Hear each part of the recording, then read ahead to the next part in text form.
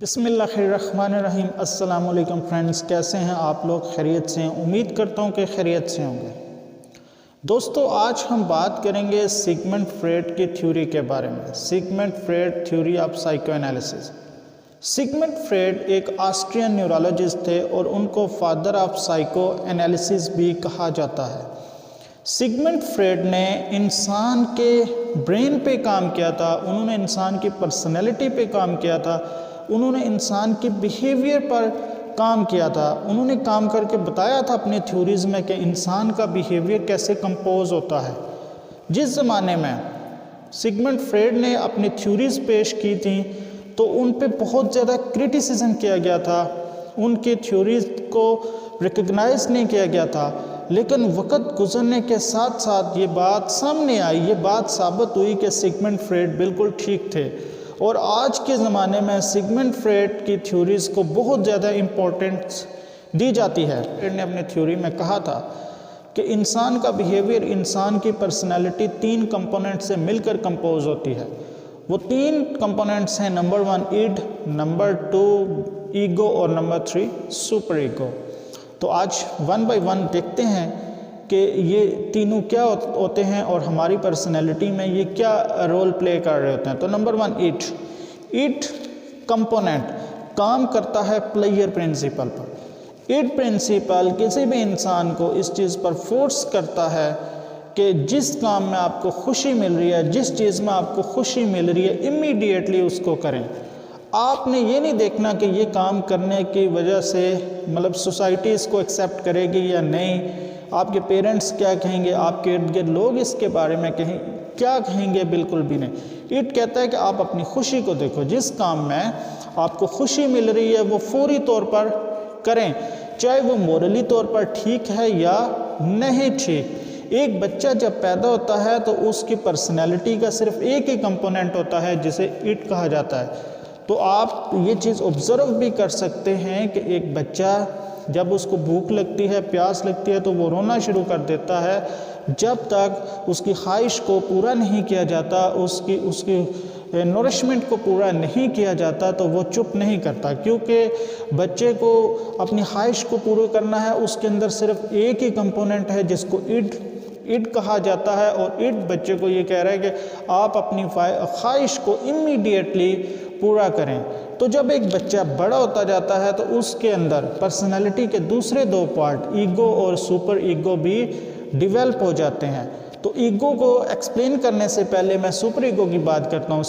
Super ego آپ کا کام کرتا ہے موریلٹی پرنسپل پر۔ سپر ایگو ہمیں یہ کہتا ہے کہ آپ وہ کام کرو جو سوسائٹی میں ایکسیپٹیبل ہے، جو آپ کے پیرنٹس نے، جو آپ کے ٹیچرز نے آپ کو سکھایا تھا، جس کو کرنے کی وجہ سے لوگ آپ کو اچھا کہیں، جس کو کرنے کی وجہ سے آپ کو گلٹ فیل نہ ہو، جس کام کو کرنے کی وجہ سے سوسائٹی میں آپ کو لوگ یہ نہ کہیں کہ آپ نے غلط کام کیا۔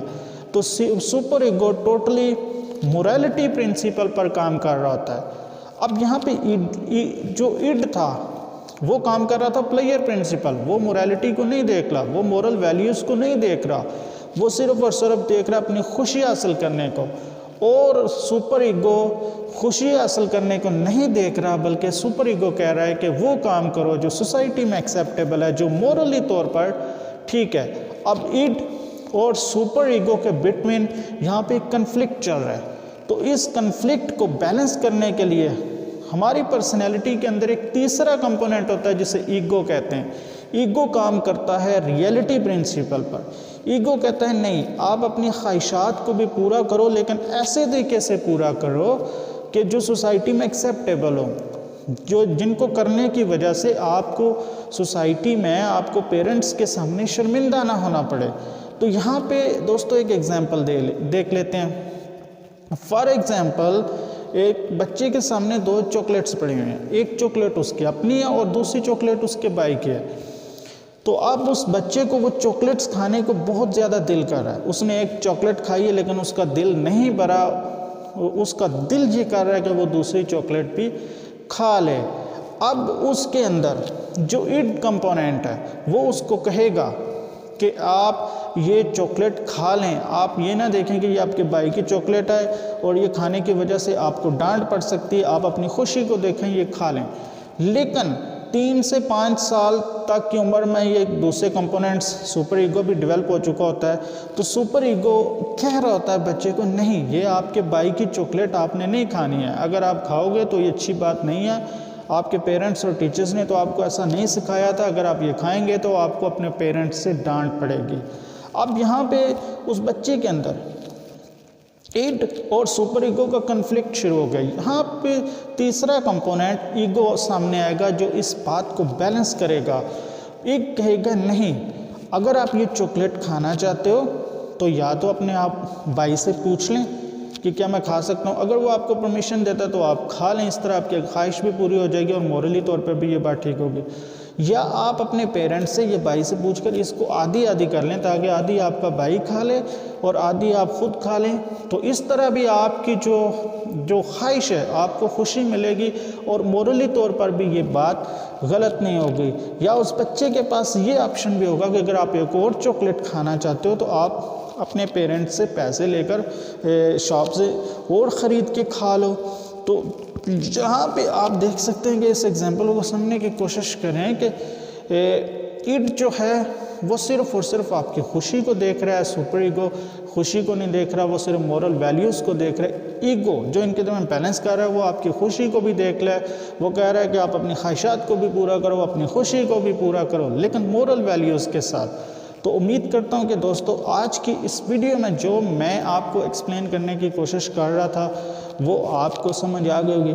اگر آپ کو سمجھ آ گئی ہے تو حوصلہ افزائی کے لیے چینل کو سبسکرائب کیجئے گا اور ہو سکے تو ویڈیو کو شیئر کیجئے گا.